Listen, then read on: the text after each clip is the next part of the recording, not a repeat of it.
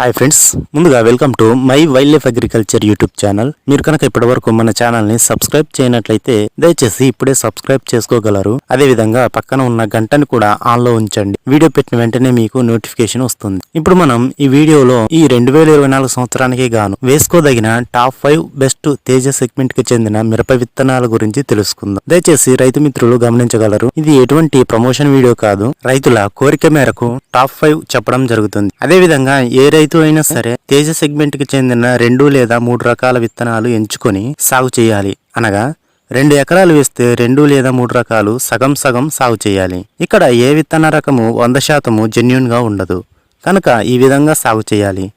అన్ని తేజ సెగ్మెంట్ రకాలే కాబట్టి కాయలు అన్ని కలిపి ఆరబెట్టవచ్చు కోత అనంతరం. మొదటి విత్తన రకము మెలీనా సీడ్స్ కంపెనీకి చెందిన జమున 116. ఇది తేజ రకాలలో మంచి దిగుబడిని అందించిన విత్తన రకము. దీని గురించి ఇంతకుముందే మన ఛానల్లో 2 వీడియోస్ అప్లోడ్ చేయడం జరిగింది. వాటిని చూడండి, పూర్తి డీటెయిల్స్ తెలుస్తాయి. My wild life agriculture Jamuna 116 అని సెర్చ్ చేయండి, వస్తాయి అవి. తర్వాత విత్తన రకము మేఘనా సీడ్స్ కంపెనీకి చెందిన Janaki 119 F1 hybrid chilli seeds. ఇవి కూడా ఈ సంవత్సరం మంచి దిగుబడిని అందించిన రకము. కలర్ మరియు క్వాలిటీగా ఉంటాయి. దాదాపుగా అన్ని రకాల నేలలకి సూట్ అవుతుంది. ఒక ప్యాకెట్ ధర 800 రూపాయలుగా ఉంటుంది. ఆగస్టు నెలలో నాటితే ఆశించిన ఫలితాలు వస్తాయి. తర్వాత విత్తన రకము Farmtech company Navdeepak F1 hybrid chilli seeds. ఇవి కూడా తేజ వెరైటీలో వేసుకోదగిన విత్తన రకము. దాదాపుగా అన్ని నేలలకి అనువుగానే ఉంటుంది.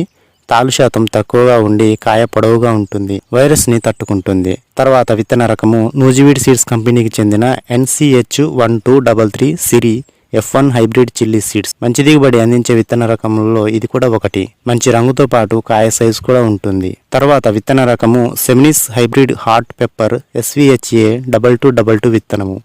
ఒక ప్యాకెట్లో 1500 విత్తనాలు ఉంటాయి.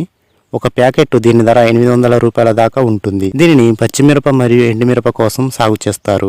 మొక్క నాటిన 50 నుండి 60 రోజులకి పచ్చిమిరప కోతకి వస్తుంది. అదే ఎండుమిరప కోసం అయితే 110 నుండి 120 రోజులకు కోతకు వస్తుంది. షైనీ రెడ్ కలర్ కలిగి ఉంటాయి. కాయ పొడవు 7 నుంచి 8 సెంటీమీటర్లు ఉంటుంది. తేజ మరియు ఇతర ఏ సెగ్మెంట్ అయినా సరే ఒకే రకమైన సెగ్మెంట్ సాగు చేస్తున్న రైతులు అదే సెగ్మెంట్ లోని 2 అంతకు మించి విత్తనాలు సాగు చేయాలి. మీరు అరెకరం సాగు చేస్తున్నా సరే పావు ఎకరం ఒక కంపెనీది, ఇంకో పావు ఎకరం వేరే కంపెనీ విత్తనాన్ని ఎంచుకొని సాగు చేయాల్సి ఉంటుంది. Thank you for watching this video. Thank you.